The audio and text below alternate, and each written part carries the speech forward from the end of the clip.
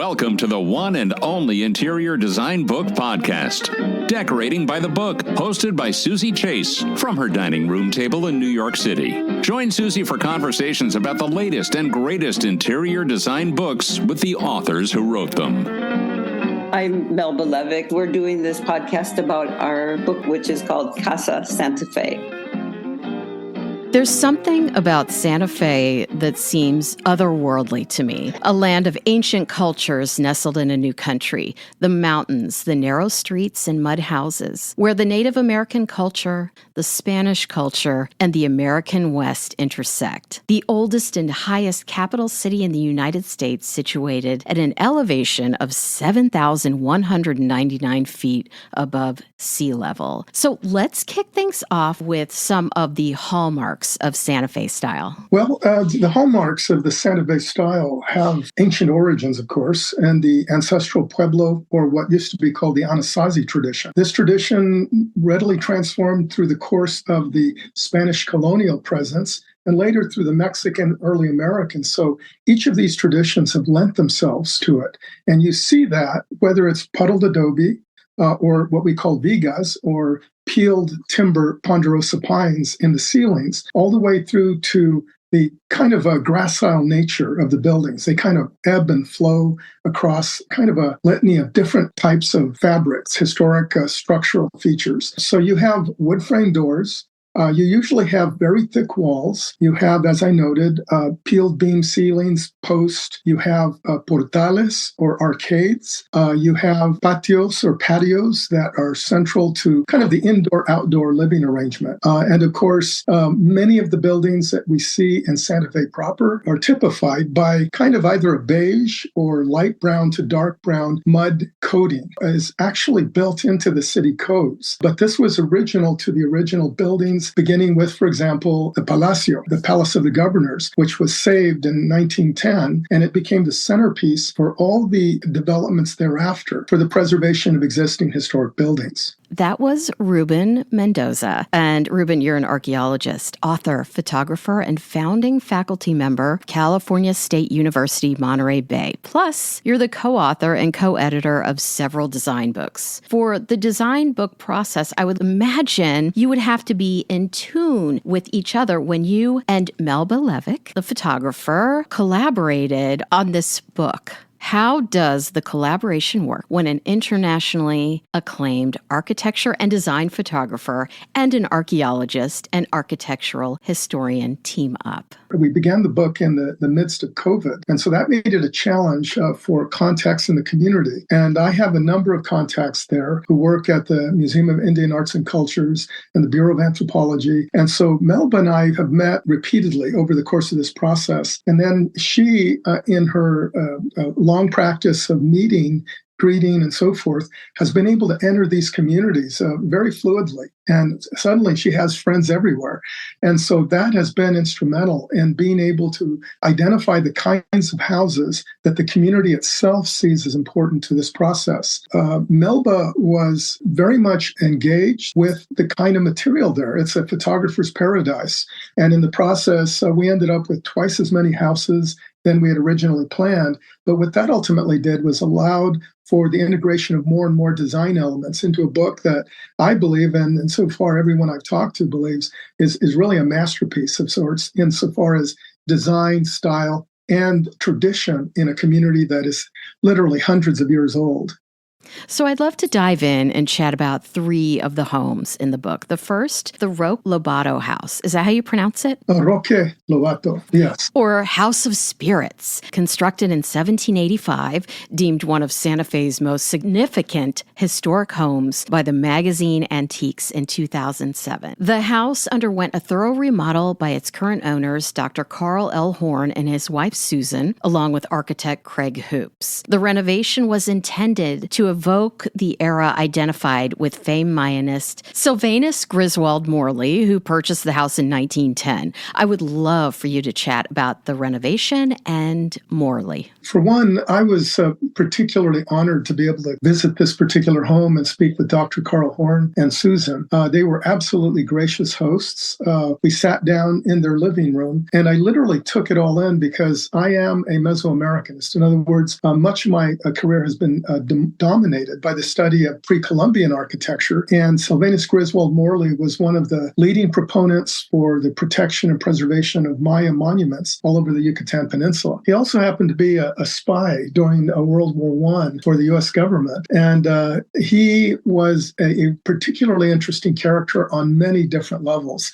Very complex personality. But Morley was basically recruited by Edgar Hewett, archaeologist, to assist with the renovation and restoration of the Palace of the Governors. You have to bear in mind that while the Palace of the Governors is one of the central features of the plaza, it's one of the largest civic buildings in, at least early civic buildings in Santa Fe. It was also one built from about 1610 onward, and it saw literally a transition from the Pueblo, ancestral Pueblo, through to the Spanish Colonial when it was constructed, into the Mexican era, and it housed American governors as well. So it's a building with major gravitas. It was a place, a centerpiece for political and cultural life. However, you have to bear in mind that when the Santa Fe Trail was created, and you had people moving from the East Coast, Americans, trading with essentially the Mexicans for the most part. The Santa Fe Trail grew exponentially, over 1,000 miles long, and Santa Fe became the crux of the intersection between this far-flung frontier settlement and Mexico City, with its own El Camino Real, that extended 1,600 miles to the south. What's important about Morley is that he, Hewett, and other archaeologists, including photographer Carlos Vieira, who's also cited in the book, they came together in order to see through the restoration.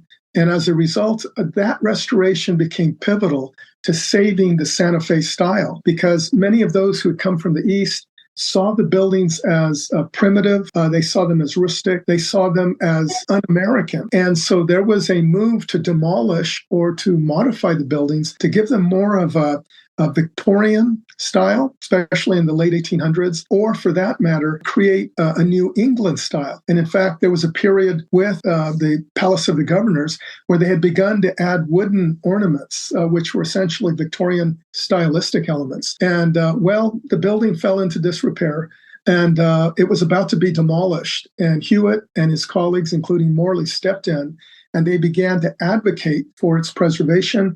They ultimately purchased the building, and it became basically the new school of American archaeology. And it was just a matter of time before that became kind of a cultural centerpiece for the community. And then Morley and Hewett managed to get on to the Planning Commission, and they pushed to preserve the adobes, the old adobes of the Mexican era. They pushed to preserve them for posterity. And then eventually, through Rapp, a later architect, they were able to encode the guidelines and policies that live in Santa Fe today. In fact, it was Morley who pushed the idea of the city different as opposed to the city beautiful. In other words, a city different because this is like no other American city. And I think I can vouch for that, having seen many of the cities across the country and how they are eclectic and very different than this city that has a rather homogeneous appearance in terms of adobe architecture, whether ancient or modern. Insofar as the Roque Lobato house, this was a site that is interesting by virtue of the fact that it was a home that was built by a Spanish soldier who was also the armorer of the Presidio of Santa Fe. And this house was basically constructed in about 1785. And it is situated atop a hill overlooking what would have been the Presidio at that time. And when I use the word Presidio, I'm talking of a Spanish fort or fortress or garrison where Spanish soldiers were housed. The house itself is absolutely beautiful. The owners, Dr. Carl Horn and Susan, went to great lengths to make sure that the house was returned to its appearance when Morley lived there. And I should note that I was in high school, I was a huge fan of Sylvanus Griswold Morley, and I would pore over his books, and that's a lot of what got me into archaeology.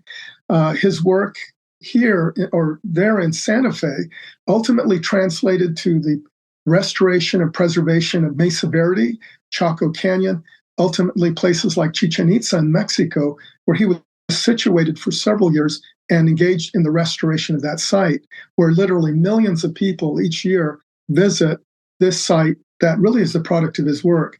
When you go through the house, there are many of the design features of the original house that are absolutely intact. And there are additional pieces like the 17th or 18th century beam and post corbel or arcade in the front that was brought from a nearby house.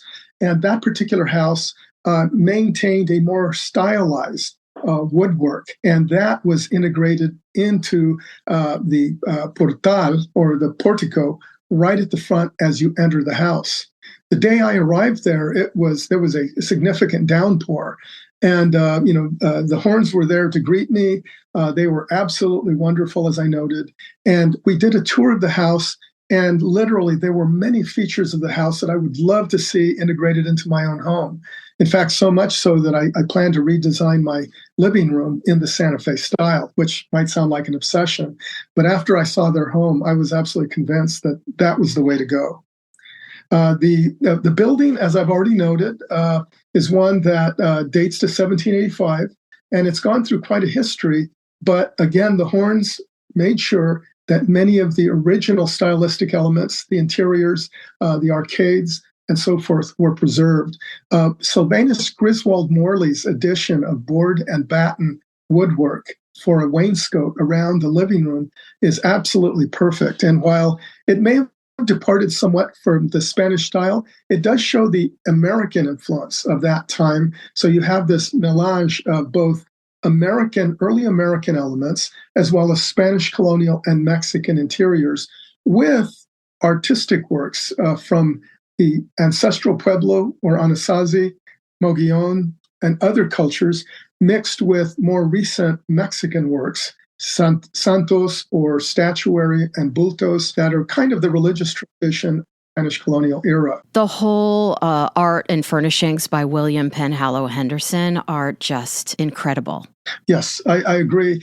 One of the features that was most striking, that most impressed me, was the library. It is an amazing library, replete with all the things that really appeal, for example, to an archaeologist like myself, or someone engaged with the study of Southwestern arts and crafts. It really was that. It was an immaculate home. It truly was. I might note that the Horns have also published a book.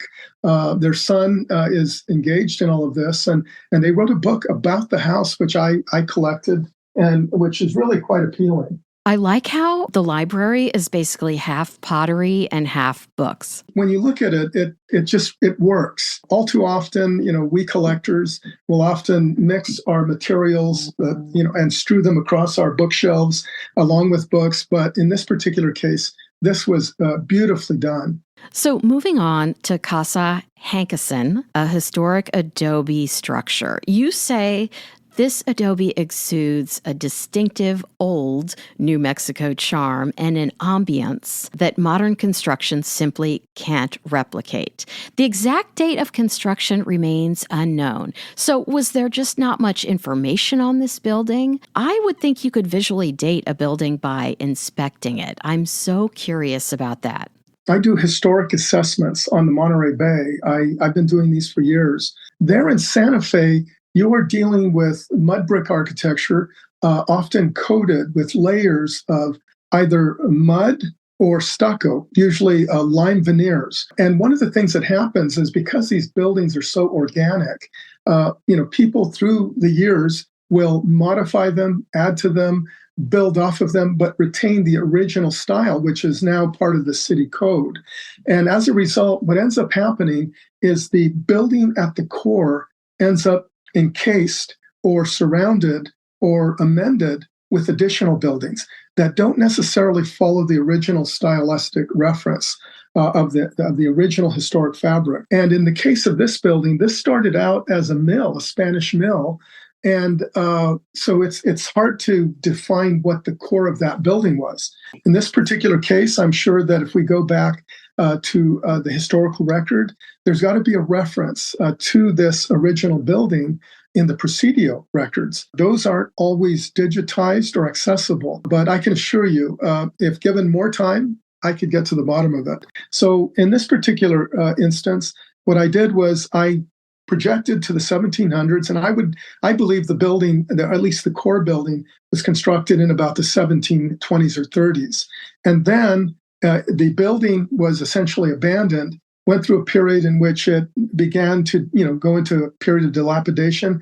And then in 1930, you get literally an effort to rebuild the building under the New Mexican architect William Lumpkin, who basically inserted a lot of his vision for what a Spanish Pueblo building should look like. And of course, you have additional remodels that occurred extending between 2009 and 2019. And then you have the addition of the outdoor pavilion and, of course, the landscaping that was done by Alana Markle. And so all of these things come together to reflect a long period of use, disuse, and redevelopment. So, located on a hillside overlooking Santa Fe's historic east side sits Hollenback House, and it also graces the cover of the book, designed and built by architect John Gaw Meem for New York heiress and Victorian feminist Amelia Hollenback in 1932. In the book he wrote, Meem saw this house as one of his most significant architectural achievements, while at the same time admitting that much of the credit must go to Hollenback. This story fascinated me. Please chat a little bit about this really special house. Yeah, I was intrigued by Amelia Hollenback because she saw the value in the architecture, the style, the traditions, and the arts of Santa Fe and vicinity. And she went to great lengths to collect architectural elements, building materials of every imaginable sort. Can you imagine this New York heiress wandering about the desert with a crew of salvagers, and in the process going into pueblos, and a number of them were ancestral Pueblo buildings dating back centuries, and the elements would be lying out and being weathered, or they were buildings that had fallen into disrepair, and she would go in, purchase the materials, and take those pieces that she thought would complement the home. So really the home is a constellation of the history and prehistory of northern New Mexico, because many of the elements came from many different areas in northern New Mexico, and Santa Fe in particular. And so as a result, in this particular case, we have a whole host of additions that are not original to the house, but do reflect the antiquity and the historicity of this place we call Santa Fe.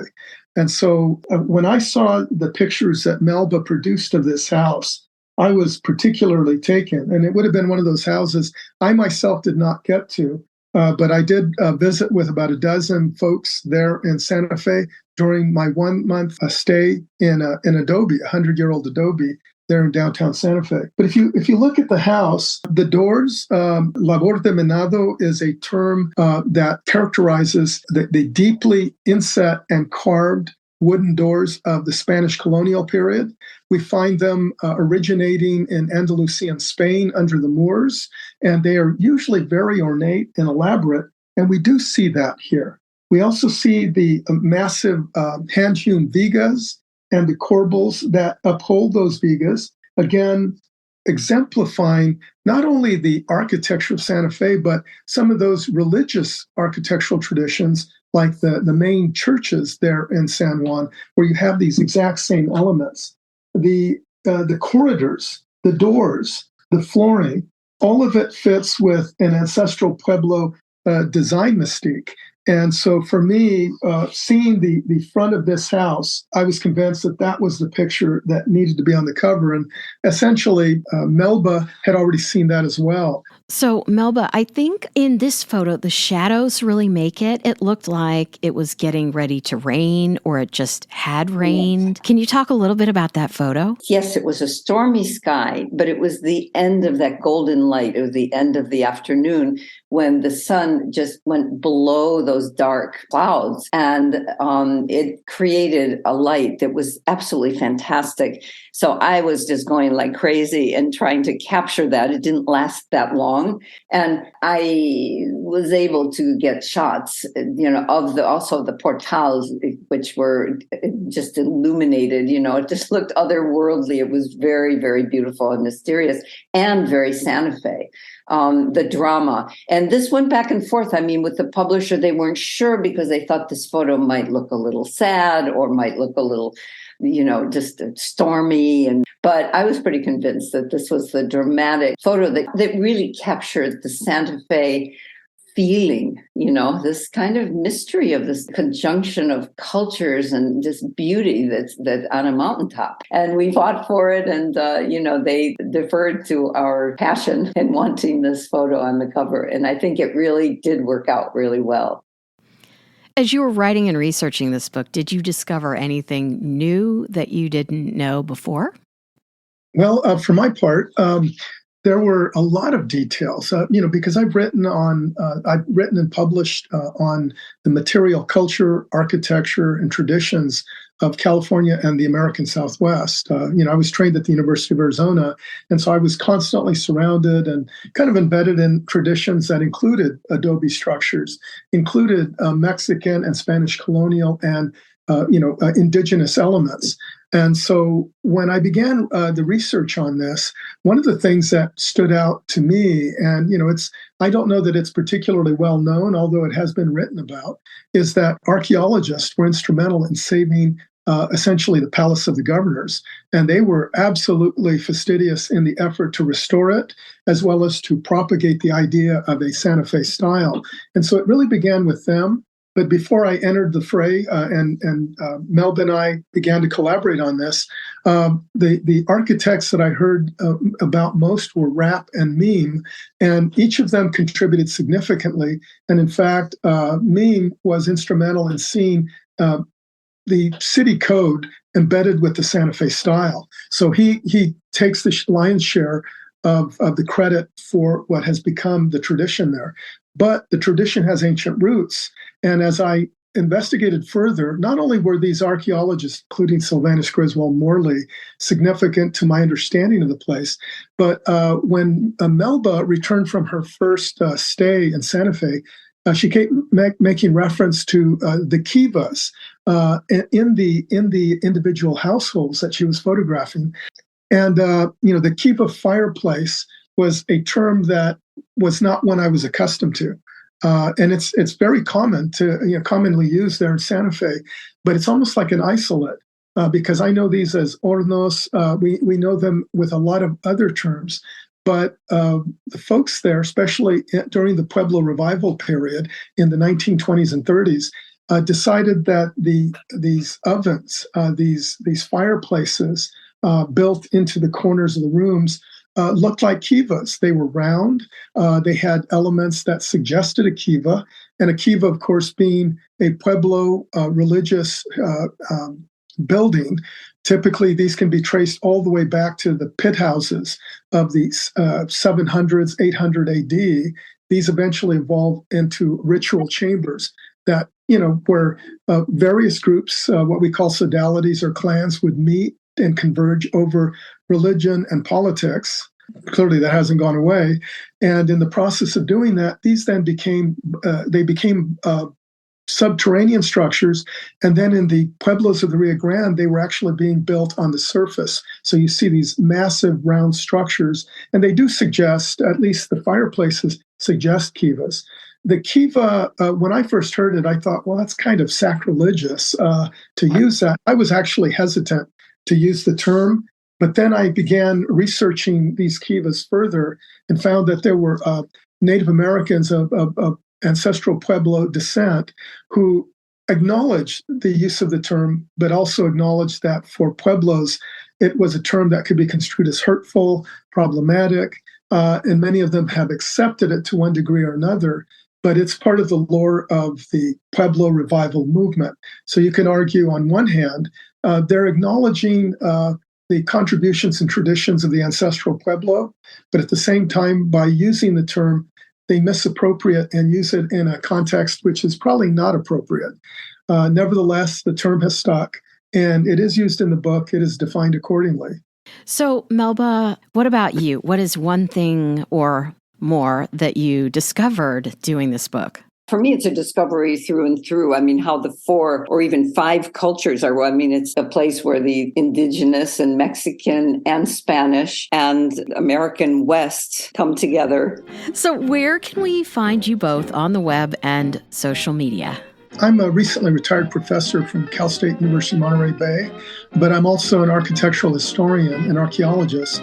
And you can find me on the web at archivesarchaeology.com. And you, Melba? So Instagram would be Melba Levick Photos. My website I'm really happy with. It's melbalevickphotos.com. Well, this has been just terrific. I adore this book, and I want to thank you, Rubén and Melba, for coming on Decorating by the Book podcast. Well, thank you, Suzy. It's been such a pleasure, and thank you for having us. Follow Decorating by the Book on Instagram. And thanks for listening to the one and only interior design book podcast, Decorating by the Book.